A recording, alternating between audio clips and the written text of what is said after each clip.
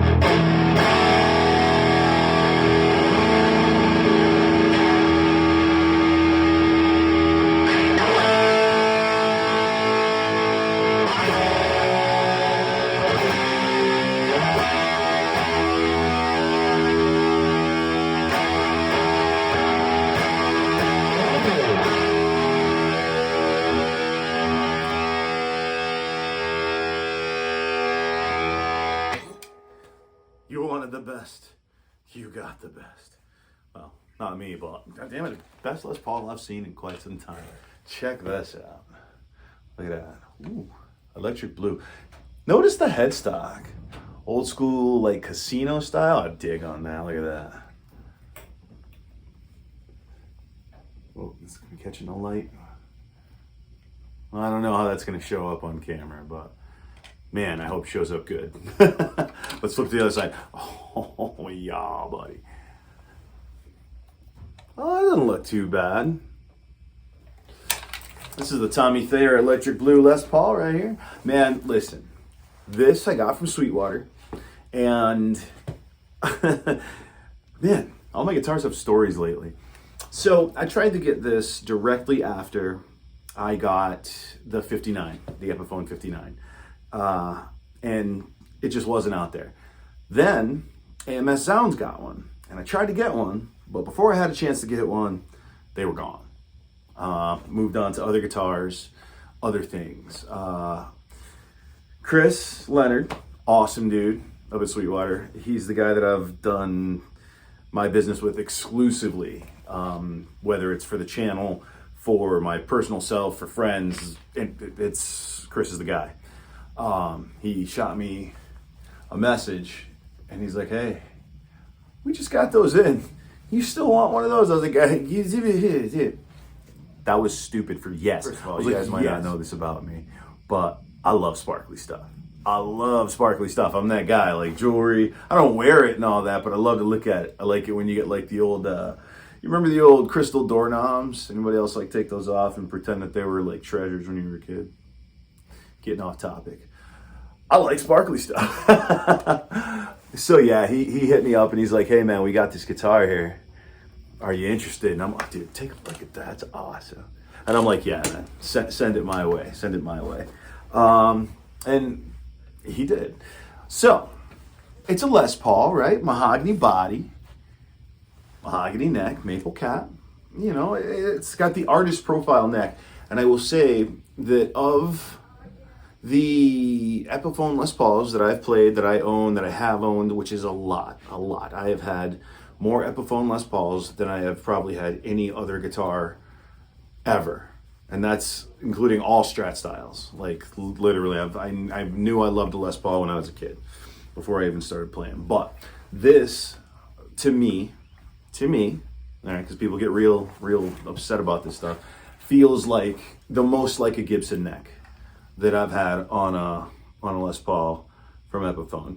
And that's cool.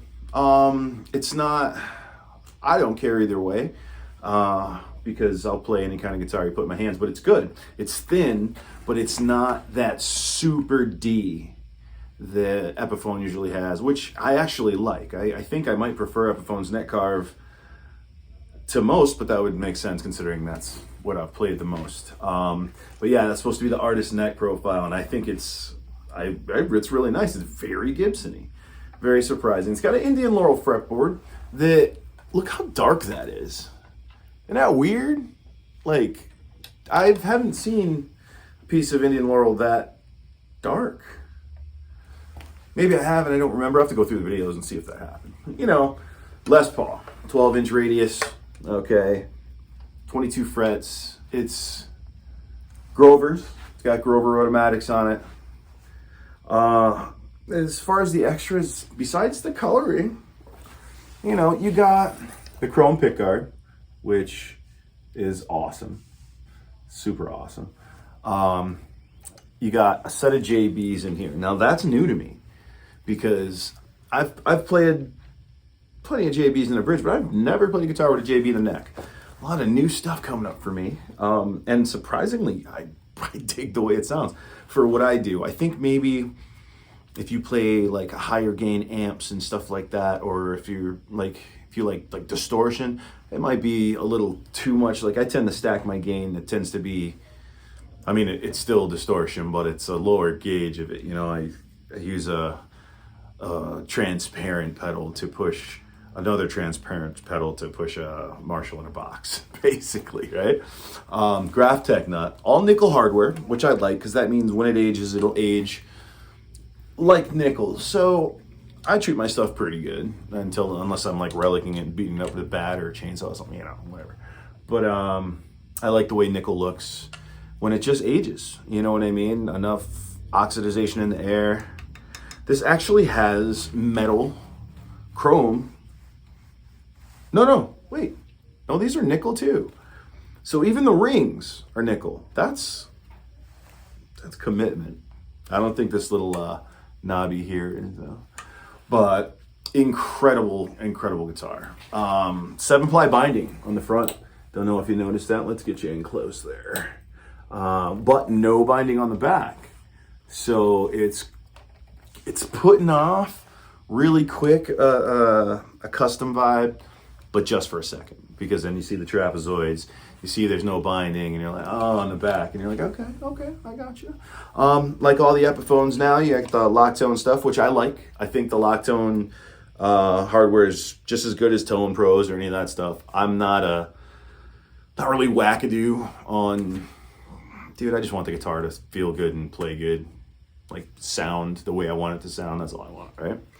Got these cool little blue knobs, which I've actually never seen on Les Paul before, and you do have your thumb bleeders there, but they're fairly rounded over.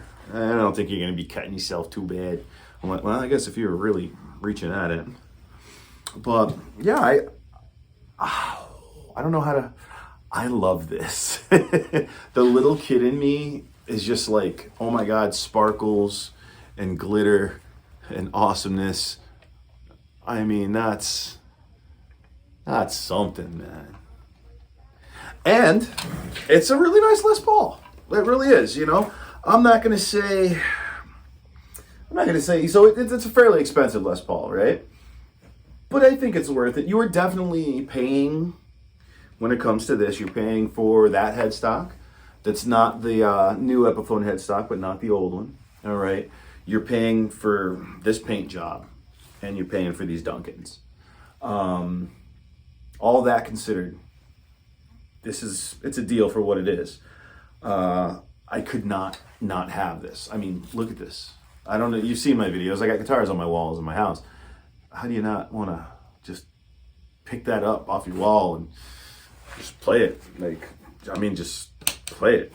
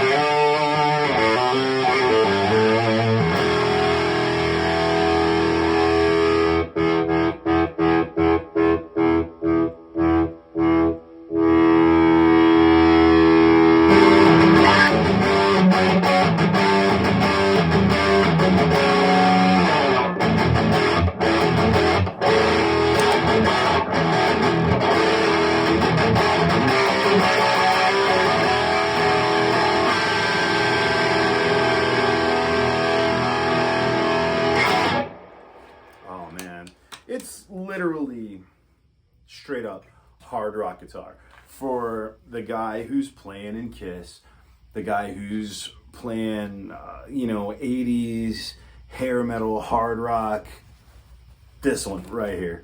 Not only is it sick on stage, I mean, come on, nobody doesn't look awesome playing this. I don't care what you play, what kind of music you play, come on. Ostentatious much? Awesome. But yeah, you're not gonna find something that's more suited to rocking out, man. This is a killer guitar. I mean, it's all about the bling. For all the Les Pauls I have, of course this one's about the bling, but it's a solid guitar that I don't have to mod behind all the bling. And listen, if you're gonna have guitars, right? If you're gonna have a stupid amount of them, they gotta be giggable. Every one. You gotta be able to pull off the wall, take out of the case, take off the stand, whatever, and plug it in and play a gig. If you can't do that, there's no reason to have that guitar. That's how I feel. Granted, guys like me, we got our stuff hanging out. It's partially finished, not all the parts in yet, under construction, right? But I display my guitars. I think they're art. I think they're beautiful. And my family doesn't mind, which I'm very lucky for because it's pretty tacky. I don't know if it's tacky, but it definitely takes up room. It's always a topic of conversation. But I hang up my guitars in my house, and I feel like if somebody were to come in and need to use one and it didn't function properly, I'd be super embarrassed. I'm getting off the point again. Man, I gotta take my meds. This is an awesome guitar. It really is great. I don't know what else to say about it, really. I'm super plussed with it.